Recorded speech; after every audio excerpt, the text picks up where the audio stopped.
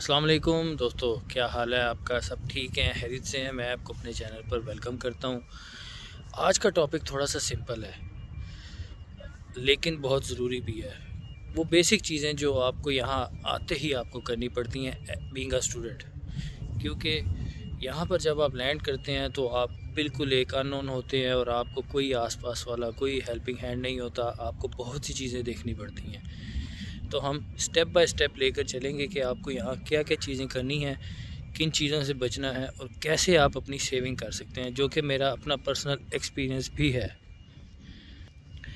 सबसे पहले तो जब आप एयरपोर्ट पर लैंड करते हैं, बाहर निकलते हैं, तो आपको एक हवा का सर झोंका लगता है, जिसके बाद आपको हवा कहती है कि वेलकम टू आइलैंड दोस्त।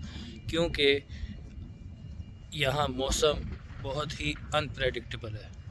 एक सेकंड हवा होगी, दूसरे सेकंड बारिश और तीसरे सेकंड यहाँ पर तूफ़ान चल रहा होगा। तो आप उस पर रिलाई नहीं कर सकते। हमेशा आपके पास इक्विपमेंट होना चाहिए। इक्विपमेंट से समझ लें कि आपके पास जैकेट, छतरी होनी चाहिए। खैर, जब आप लैंड कर जाते हैं, एयरपोर्ट से बाहर निकलते हैं, तो सबसे पहली चीज़ होती है आपने कांटेक्ट करना है। अपने घर वालों को, अपनी वालदा को, भाइयों को, बहनों को बताना है कि आप पहुंच चुके हैं, वरना उन्हें लगेगा कि आयरलैंड ने आपको निगल लिया है। खैर, टेस्को मोबाइल, लाइका 48, ये बहुत से ऐसे नेटवर्क्स हैं जो कि एयरपोर्ट पर आपको इजीली मिल जाए। अच्छा, तो आपने एयरपोर्ट से परचेज़ नहीं करनी, आपने एयरपोर्ट से बाहर निकलना है। आपने अगर सिटी सेंटर जाना है तो वहाँ पर एक कोशिश होंगी, आपने उसमें बैठना है। तकरीबन कोई 8 से 10 या 11 यूरो आपके लगेंगे, आपको सिटी सेंटर पर ड्रॉप कर देंगे। वहाँ आप किसी भी शॉप पर जाएं, जैसे यूरोस एशिया है या इस तरह के स्पार्क है, इन्होंने सिम्स अपने पास रखी होती हैं। टेस्को, लिडल, इनके पास सिम्स आपको अवेलेबल हो जाती हैं। आप सिम लें, सिम लेने के बाद 10 यूरो 15 यूरो का टॉप अप करवा लें। उसमें आपको फ्री एमबीज भी मिल जाएंगे और आपका जो कि एयरपोर्ट पर 30 से 35 यूरो का काम हो रहा था, वो आपका 10 से 15 यूरो में हो जाएगा। उसके बाद आते हैं अकोमोडेशन पे। अकोमोडेशन बहुत ज़रूरी है। डबलिन थोड़ा सा महंगा है एज़ कम्पेयर टू इसकी जो डिफरेंट दूसरी सिटीज़ हैं, क्योंकि कैपिटल भी है, तो इस वजह से यहाँ थोड़ी सी महंगाई है। लेकिन और साथ ही साथ अकोमोडेशन क्राइसिस भी हैं।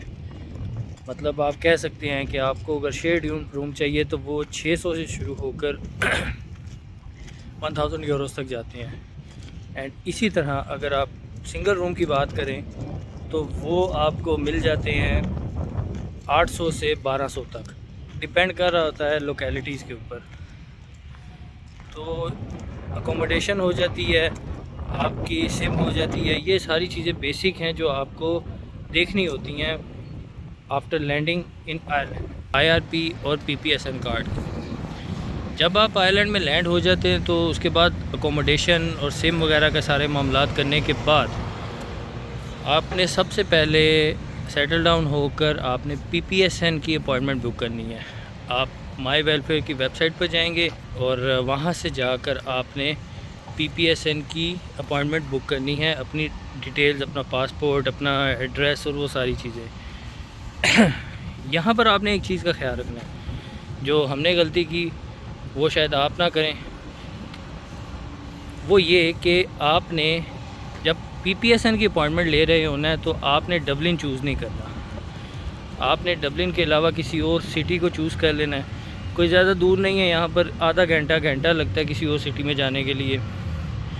तो आपने वो चूज़ करना है ताकि आपकी appointment as soon as possible आपको मिल जाए, क्योंकि इसके बगैर आप यहाँ पर जॉब नहीं कर सकते, आप लाइसेंस नहीं बनवा सकते, आपको बहुत से इश्यूज़ फेस करने पड़ते हैं। फिर उसके बाद आती है आपकी GNIB IRP की अपॉइंटमेंट, जो आयरिश रेजिडेंसी परमिट है।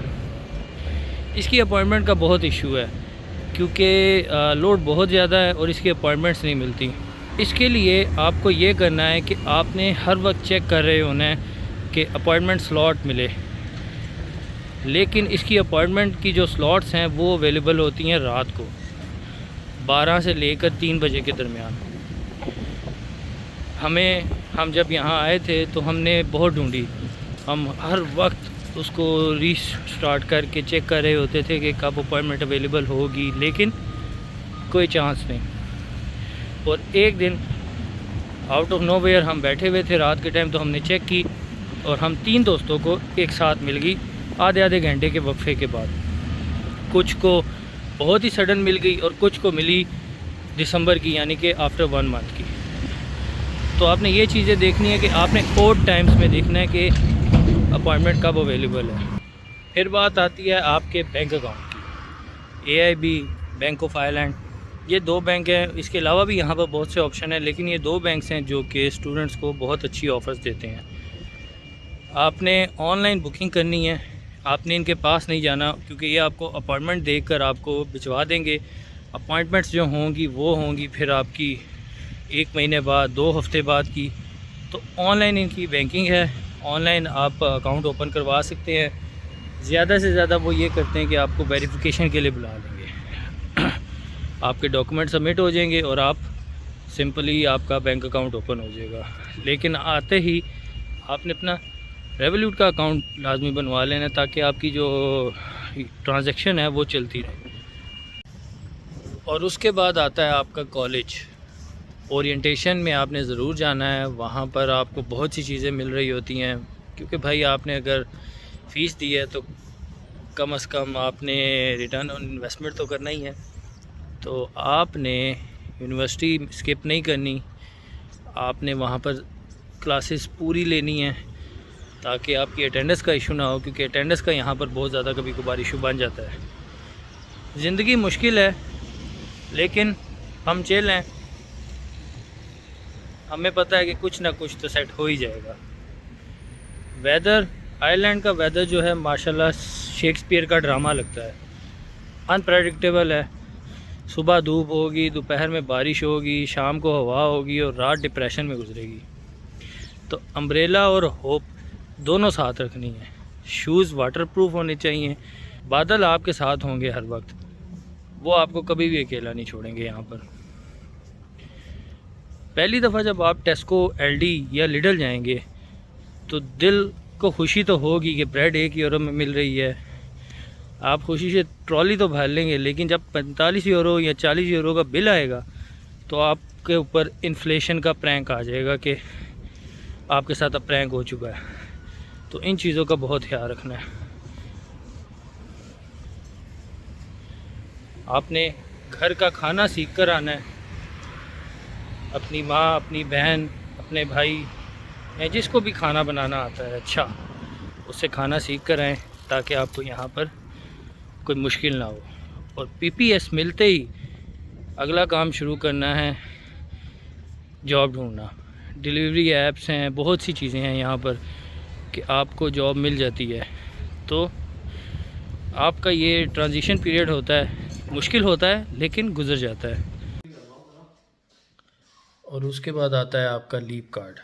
लीप कार्ड के बगैर आप यहाँ पर ट्रैवल नहीं कर सकते।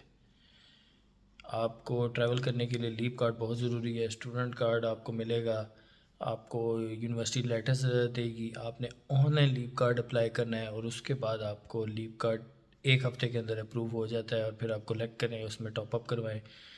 उसकी बहुत सी फैसिलिटीज़ भी हैं कि आपको जितनी भी यहाँ पर ट्रांसपोर्ट है वो आपको 1 यूरो की पड़ जाती है बहुत सी जगहों की। वो आप ट्रेन हो, लुइस हो, ट्रैम हो, कुछ भी हो।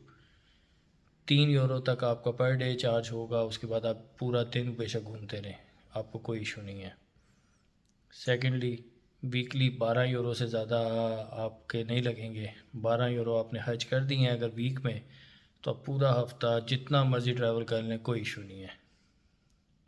तो ये सारी चीज़ें हैं जिनको आपने बहुत ज़्यादा ख्याल रखना है। और आखिर में ये कि एंजॉय द स्ट्रगल। टफ़ है लेकिन एक्सपीरियंस प्राइसलेस है। कि स्टूडेंट सर्वाइवल गाइड यही है कि हिम्मत रखनी है रिस्पेक्ट के साथ, और हमेशा रिस्पेक्टफुल रहना है। याद रखिएगा कि ठंडी सुबह के बाद एक गर्म चाय होती है और हर स्ट्रगल के बाद एक नई स्टोरी होती है। तो अगर आपको ये वीडियो पसंद आई है तो लाइक करें, सब्सक्राइब करें, कमेंट में बताइएगा कि आपका सीन कैसा चल रहा है। मिलते हैं आपसे अगले व्लॉग में। खुश रहें, और हैव अ सेफ जर्नी। अल्लाह हाफिज़।